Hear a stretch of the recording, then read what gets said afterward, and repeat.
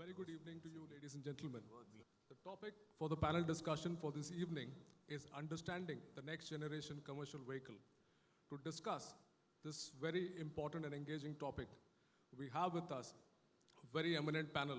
Mr. Satish Sharma, Chief India Operations, Apollo Tyres, Dr. Pawan Goenka, President, Automotive and Farm Equipment, Mahindra Mahindra, Mr. Akash Pasi, Senior Vice President, Region International, Volvo Bus Corporation, Mr. Ravi Pesharodi, President, Commercial Vehicles Business Unit, Tata Motors, Dr. V. Sumantran, Vice Chairman, Ashok Leyland, Mr. Anirudh Bhualka, MD and CEO, AMW, V. Ramki, Vice President, Frost & Sullivan.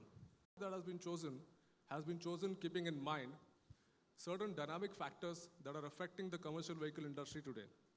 And we'll also try to ask two questions of the panelists. How pervasive is this change to new generation commercial vehicles? And B, will it result in the old generation commercial vehicles going out? Panel discussion. I would like to first engage Mr. Ravi Pesharodi into this. How real is the transformation to a new generation commercial vehicle in the last 5 to 7 years, considering that you still have millions of older generation vehicles plying on the road?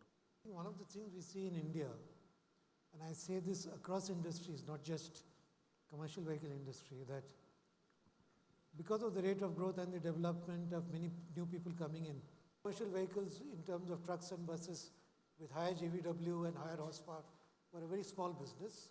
So that's also expanded. So I think what is happening is the portfolio is widening. There are a lot of sub-segments getting created, but the old segments are still continuing. Dr. Sumantran, is that good or bad for the industry? You know, a question like this almost takes one back to the early Greek debates. Now, it used to be the debate between Heraclitus and Euripides.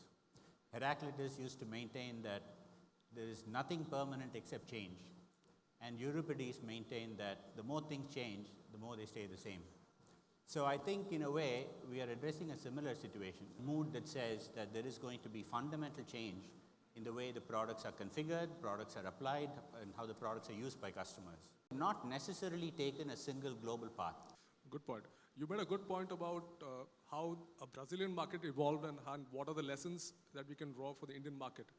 Akash, you wear two hats. You are chairman of the Indian operations, and you also look at the international operations for Volvo in many emerging markets.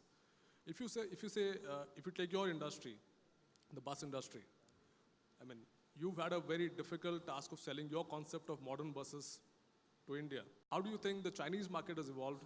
Is it the same way that India has evolved, or is it different? Well, I would put it like this, that both India as well as China are primarily aspirational societies. Therefore, change moves in at a much faster rate than anywhere else probably in the world. The biggest thing which has changed in India, and I would say the same thing happened in China, is first that the consumer has changed. This spectrum of society is able to, for the first time, demand change from the commercial vehicle industry, which means that operators both in the bus industry as well as the truck industry have put in additional demands onto the manufacturers like us to bring about a dynamic change. So you're optimistic of the market moving up fast? I think Ravi said it, it depends how the economy is doing. When the economy is doing well, I think all of us sitting here say yes, now we go for everything to change. The moment the economy slows down, we are a little back on the back foot and the pace goes slower. But in the long run, over the next 10 years, I feel that India and China will describe the future for this industry. Anirudh, when you launched your trucks in 2006, you did something new, something different. What could be described as a next generation product? 2006, did many fleet operators tell you this is too expensive, I want to build my own cabin? Yeah, we had a more basic problem. They used to ask me, sir, your product looks nice, but what is AMW? So, but having said that, of course, we faced the initial challenges because we put out a product which was way ahead of its time. But one of the things that we believed way back then, that if the product at the end of the day has to make profit for a customer. Dr. Goenka, Mr. Pisharodi made a point as to how the market will evolve at the fringes of the existing market.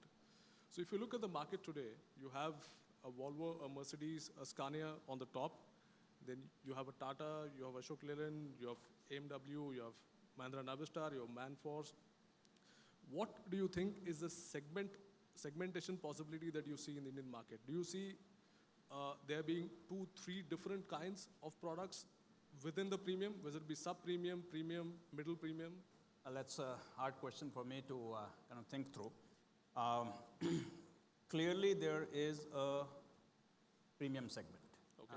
And premium segment is not the volume segment, and the players who are in there are not looking after volume. But the segment in the middle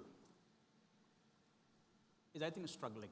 So even today, the Indian consumer or the person who is buying the truck is not willing to pay the right premium for the kind of things that are coming in the next level truck. I'm not talking about premium. So that is little slower than what I thought. So I still think that the middle segment will evolve at some point of time, but it's taking longer than I thought it would. Let me toss that question to